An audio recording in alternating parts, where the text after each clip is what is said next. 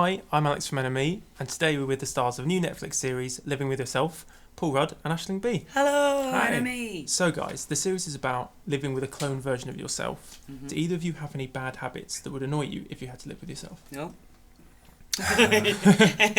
Yeah. Too many for this interview to probably, yeah.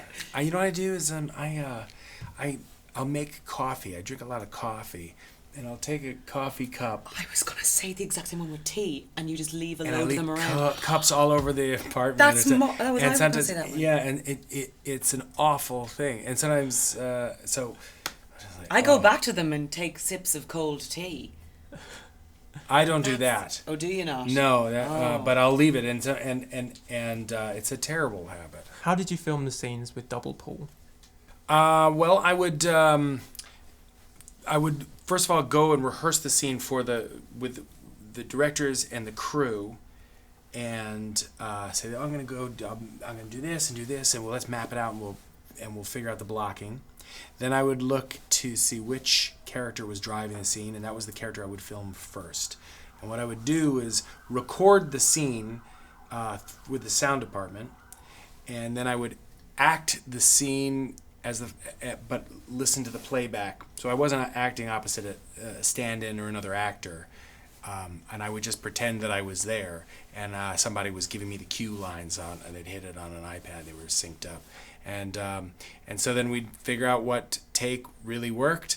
I would change into the other character, and I would go back and watch and study the take that we had done, and I would memorize the movements and when I moved on what lines and what I did, and then I would go back and play the opposite guy and remember and act like I'm following him with my eyes. And we just watched Paul doing that on his own. Like he was acting with a ghost a lot of the time. Like he was like this and that, and he knew what he was doing, but it looked pretty crazy to watch. On another note, Martin Scorsese said this week that he thinks that Marvel films are not cinema. As an MCU stalwart yourself, what do you think of those comments? I mean, somebody asked me this earlier, and I don't really have I don't have a response. I love Martin Scorsese. I love his movies. I can't wait to see The Irishman. He's right here. So, I thought I was going to be asked this at some point, and I am, and I think it's really just seems to be the state of what interviews are now. I have no opinion about it. Aisling, have you been following Vardygate? Oh yes, I have. This is, you probably don't know anything. No, about I saw it on the news all day today in the morning. It was, I really have. That's my, never mind the new, like what cinema should be. Never mind The Irishman or the next Marvel films. I want to see Colleen Rooney's detective series on the big screen, where she hunts down exactly who had done it. Is she from Liverpool even? I don't even know. No, she's not. Where's she from? So she hunts down from Manchester and just starts doing like her detective work. That's the movie I want to see. That's where cinema is right now.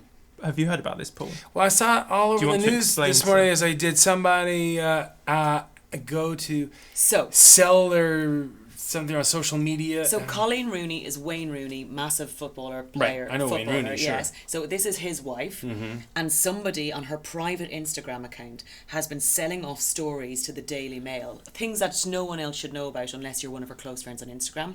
Cut to her going, this doesn't make sense. So she starts planting fake stories about like her house getting flooded, and seeing if they'll make it to the Daily Mail, but they're not real stories. So she's like, there is someone.